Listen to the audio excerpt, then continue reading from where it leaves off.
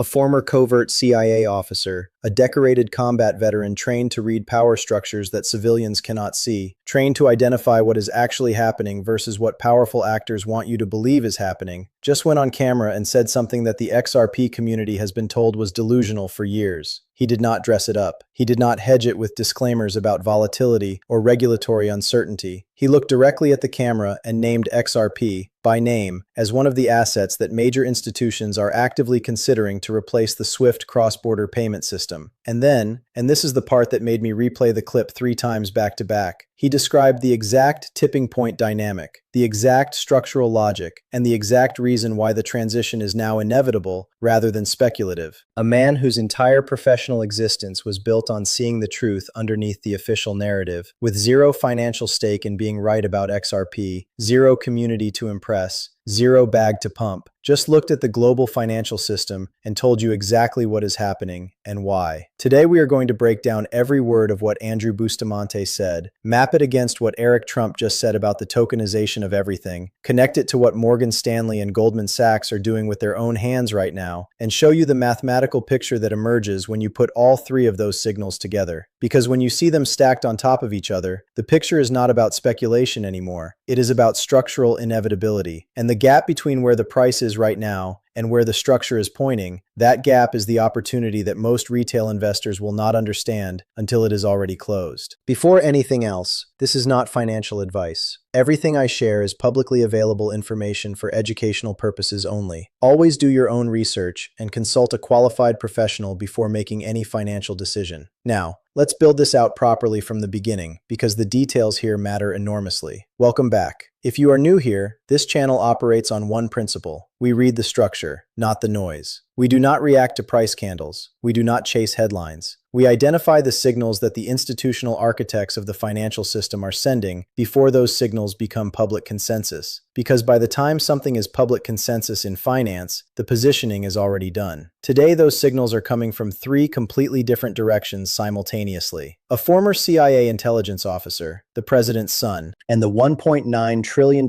wealth management firm that just applied for a national trust charter to custody digital assets. 3 sources, 0 overlap in their incentives, 1 direction. Let's decode all of it. Start with Andrew Bustamante. If you are not familiar, and you should be, because this man is one of the clearest analytical thinkers I have come across on the topic of how power structures actually function, he is a former covert CIA officer, a decorated U.S. Air Force combat veteran, and a graduate of the United States Air Force Academy. His entire professional training at the CIA was built around a specific discipline, identifying what is actually happening underneath what governments and institutions say is happening. He was paid, by the most sophisticated intelligence apparatus in human history, to see the real mechanics of power before they made themselves public. So when he speaks about how governments make decisions around financial technology, he is not speculating from the outside. He is pattern matching against a mental model built from years of watching how those decisions actually get made at the classified level. And his analysis of Bitcoin was direct, unflinching, and,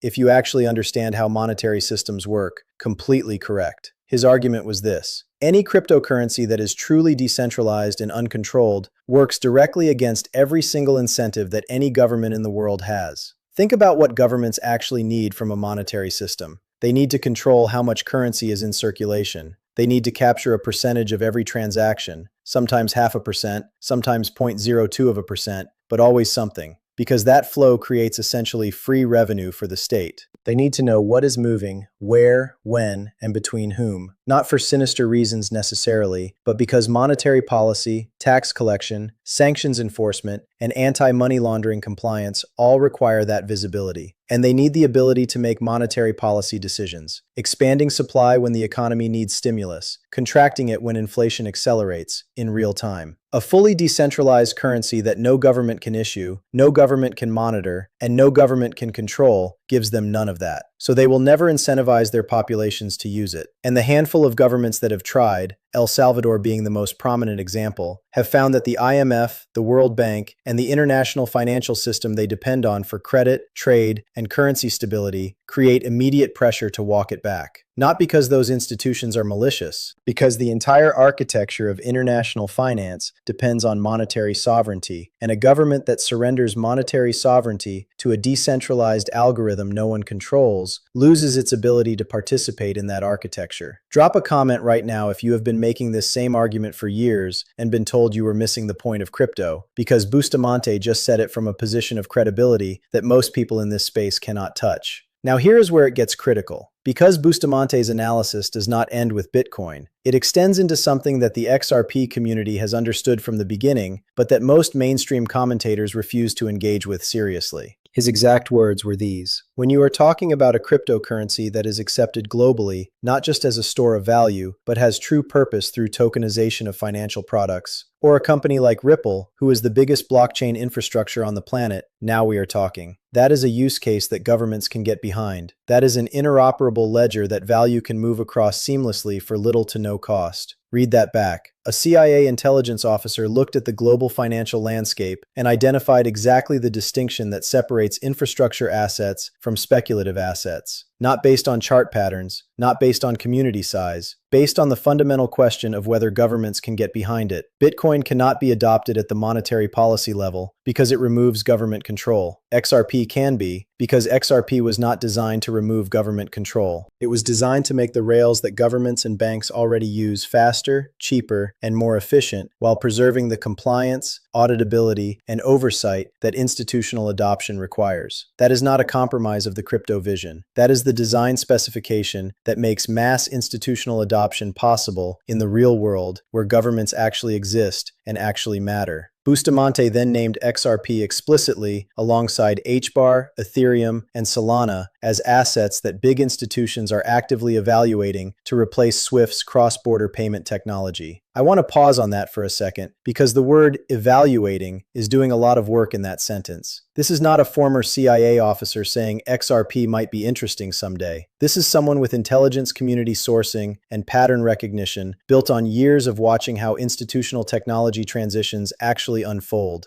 saying that the evaluation is already in progress, that the institutions are already in the room, that the decision process is already running. The 40% of RippleNet's 300+ financial institutions that are already actively using XRP for cross-border liquidity are not running a pilot. They are the evaluation. And when the evaluation reaches critical mass, when enough institutions have enough operational history to bring the decision to their investment committees with a clean compliance track record, the transition is not gradual. It is a cascade. Comment below if you already knew about the 40% figure, because I want to see how many people in this community are tracking the operational adoption data versus just the price chart. Now let me give you the Bustamante metaphor that I think is the single most accurate description of where we are right now in the XRP timeline. He described the current moment as an avalanche at the peak of a mountain. There are two possible outcomes. Either the avalanche gets pushed back down the hill, too much resistance from the big financial industry, not enough institutionalization, and the technology retreats back to a fringe use case, or it goes full on board, completely institutionalized, and suddenly every person on the planet is using blockchain settlement infrastructure without even realizing it, because it is embedded so deeply into the apps and platforms they already use every day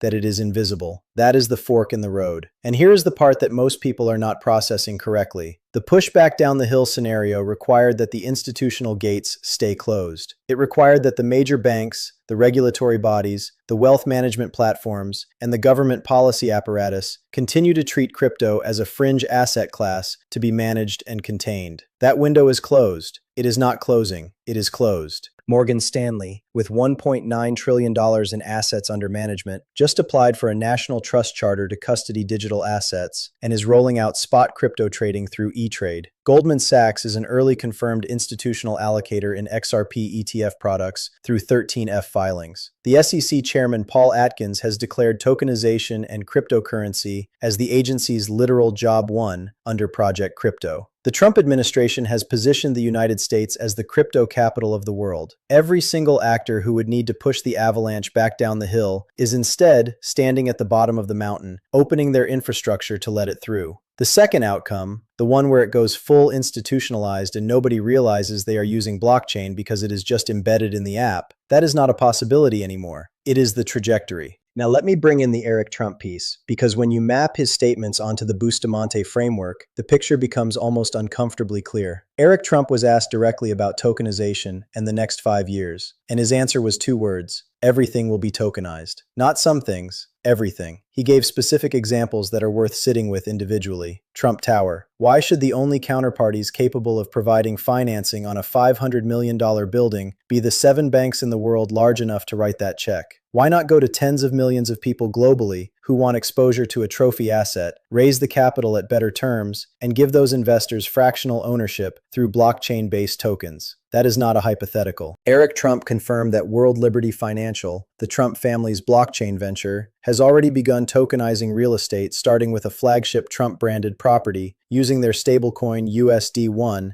as the unit of account. Goldman Sachs CEO David Solomon was in the room when that announcement was made. Coinbase CEO Brian Armstrong was there. This is not a crypto conference. This is the Mar-a-Lago World Liberty Forum, with the architects of institutional finance validating the tokenization thesis in person with their physical presence. Taylor Swift releasing an album. Why shouldn't she be able to tokenize that album and let her fans participate directly in its financial success, sharing in the upside if it outperforms? Tokenized movies. Tokenized art. A $200 million painting that only one buyer in the world can currently afford, fractioned into 100,000 tokens at $2,000 each, giving ordinary investors access to an asset class that was previously locked behind a wall of institutional gatekeeping that has existed for centuries. And tokenized stocks, tokenized commodities, tokenized corporate debt, tokenized government bonds. The SEC chairman himself said tokenization is job one. That is not a coincidence of timing. That is a policy direction that has been coordinated at the highest levels of the U.S. financial regulatory apparatus. And here is the connection that matters specifically and directly for XRP. Every single tokenized asset on the planet, every fractional stake in Trump Tower, every tokenized Taylor Swift album, every blockchain-based claim on a piece of a Picasso needs exactly 2 things to function at institutional scale. It needs a stable, compliant unit of account to price the asset, something that is one-to-one backed, auditable, and trusted by both counterparties in any transaction anywhere in the world. And it needs a settlement layer that can move value between parties instantly, cheaply, and with absolute finality, something that settles in seconds, not days, at a cost that makes microtransactions economically viable for the first time. RLUSD handles the first requirement. It is a regulated, reserve-backed stablecoin issued by a company with a conditional OCC banking charter, with institutional-grade minting and burning transparency, and a $1.6 billion market cap that is already being used as collateral inside BlackRock's BUIDL fund. XRP handles the second requirement: 3 to 5 second settlement, sub-cent transaction costs, 14 years of continuous uptime, and a native DEX that can route value between any 2 asset pairs on the ledger with 0 counterparty risk. That is not a coincidence of design. That is the exact architecture built for the exact world that Eric Trump just described on camera. The tokenization of everything requires settlement infrastructure, and there is one ledger in production today that has been running that infrastructure at scale since 2012 without interruption. Let me now give you the mathematical picture, because this is where the abstract becomes concrete and the concrete becomes undeniable. The global tokenized asset market is projected by McKinsey to reach $2 trillion by 2030. Boston Consulting Group's estimate is $16 trillion.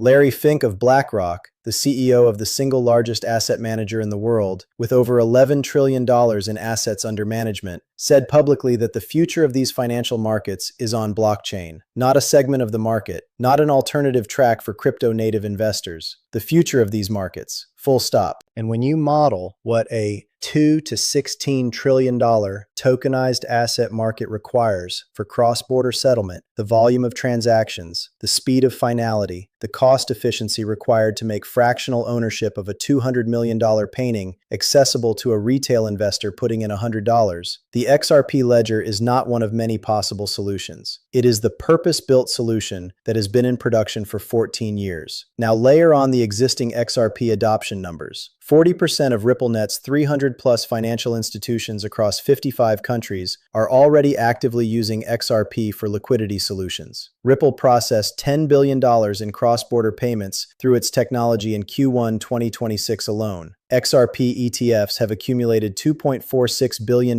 in total AUM, one of the fastest institutional product adoption curves in the history of cryptocurrency. In December 2025, XRP ETFs attracted $483 million in fresh capital in a single month, outpacing both Bitcoin and Ethereum ETFs, which were net negative during the same period. Let me say that again. In a month where Bitcoin ETFs lost over $1 billion in outflows and Ethereum ETFs shed over $500 million, XRP ETFs were still pulling in fresh institutional capital. That is not momentum trading. That is deliberate, strategic allocation by institutions that have done their homework and are positioning for a specific outcome. Goldman Sachs, Electric Capital, and other confirmed institutional allocators through 13F filings are the early adopters establishing proof of concept, creating the institutional comfort that allows the next tier of allocators, the pension funds, the endowments, the sovereign wealth funds, to follow through their own compliance processes. That cascade has characterized every successful ETF category expansion in history. A small number of early institutional adopters validates the asset class. The compliance departments at the next tier approve it based on that track record. The capital follows. We are currently watching the early adopter validation phase complete itself in real time. Now I want to address the Morgan Stanley development directly because I think it is being significantly underweighted in the current conversation.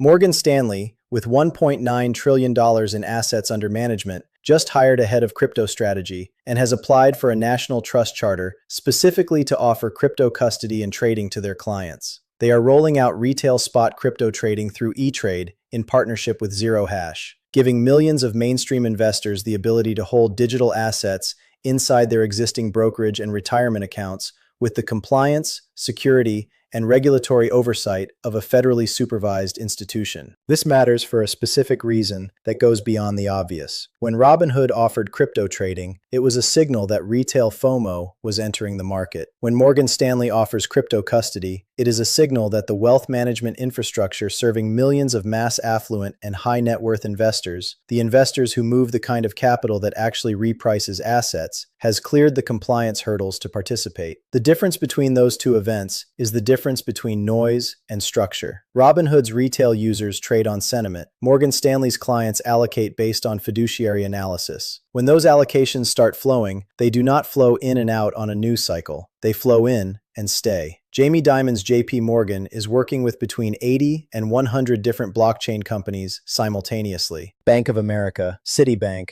Deutsche Bank. Every major financial institution has shifted from attempting to contain this technology to competing to lead the adoption of it. And they made that shift because they understood the only alternative to leading the transition is being made irrelevant by whoever does. You cannot put this technology back in the box. The people who control the largest pools of capital in the world have seen the cost savings, the settlement efficiency, and the new revenue opportunities that blockchain infrastructure creates. And the decision to integrate was made. The only question left is operational. Which settlement layer, which stable unit of account, which infrastructure gets embedded into the core of the new financial architecture? The answer to that question is being determined right now in the RFPs and compliance reviews and technology evaluations happening inside these institutions, most of which are not public and most of which will not become public until the announcements are ready. Here is the piece of this analysis that I want to hold on to for a moment, because it is the part that Bustamante articulated that I think is genuinely important for every XRP holder to internalize. He said, "The irony of full institutional adoption is that ordinary people will not even realize they are using blockchain infrastructure because it will be embedded so completely in the apps they already use that it is invisible." When you send money on your phone through your bank's app, you do not think about Swift messaging protocols. You do not think about correspondent banking relationships. You do not think about Nostro and Vostro accounts holding pre-funded liquidity in 50 different currencies. You just tap send and the money moves. The institutional adoption of XRP as a settlement layer works exactly the same way. The corporations using Ripple Treasury to manage their cash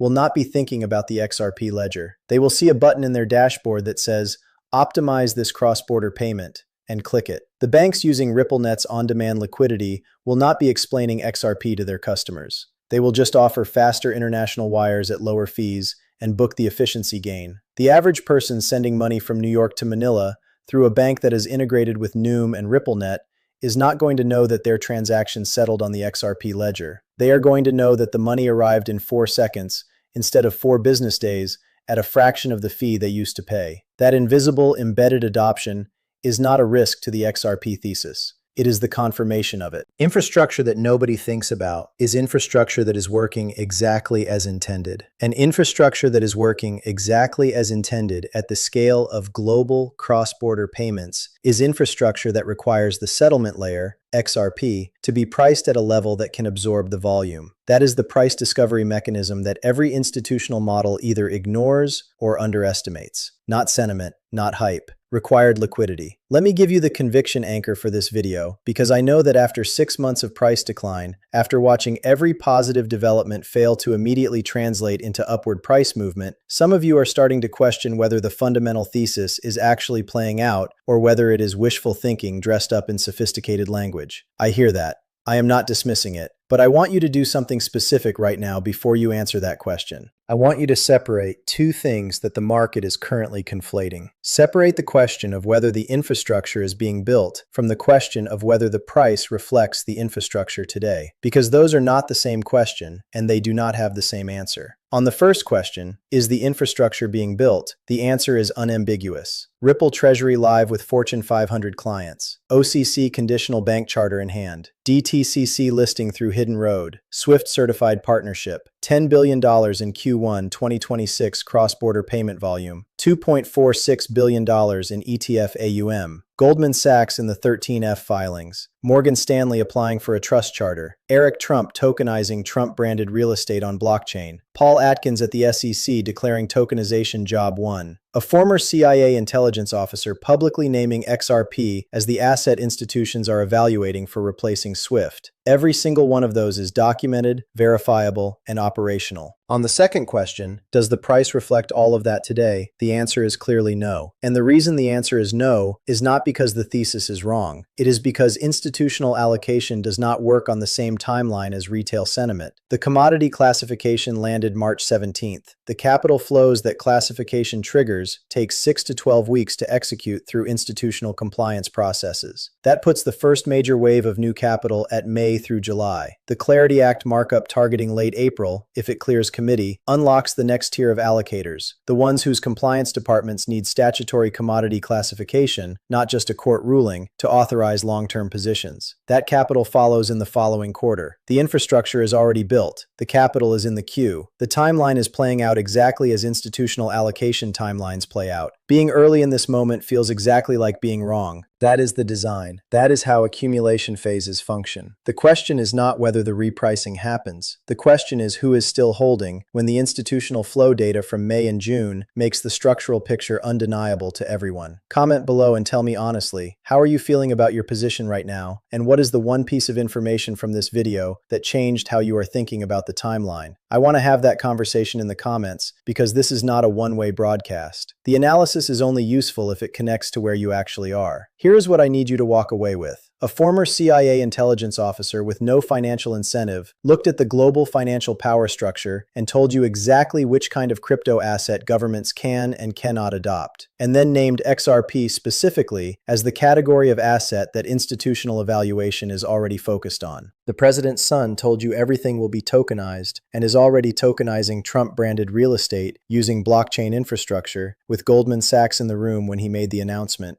Morgan Stanley applied for a federal trust charter to custody digital assets and is building spot crypto trading into the brokerage platform, serving millions of mainstream investors. These are not separate stories. They are the same story, told from 3 completely different directions by 3 actors with completely different incentives. The CIA analyst is telling you how power structures adopt technology. The president's son is showing you the application layer in real time. The $1.9 trillion wealth manager is building the distribution infrastructure that brings the capital. Together, they are describing the same avalanche. The the one that Bustamante said is either going back down the hill or going full on board. And every institutional actor with the ability to push it back down the hill is instead standing at the bottom, opening the gates. Smash the like button if this video gave you a framework you did not have before you clicked play. Drop a comment telling me which of the three sources, Bustamante, Eric Trump, or Morgan Stanley, carries the most weight for you as a signal, and why. I want to see the full spectrum of thinking in this community because all three are pointing at the same destination from completely different directions, and I want to know which lens resonates most. Subscribe and hit the notification bell because the next video in this series covers the specific mechanism by which institutional tokenization flows translate directly into XRP demand. And the number that emerges from that model is one that no analyst currently publishing price targets is using. You need to see it.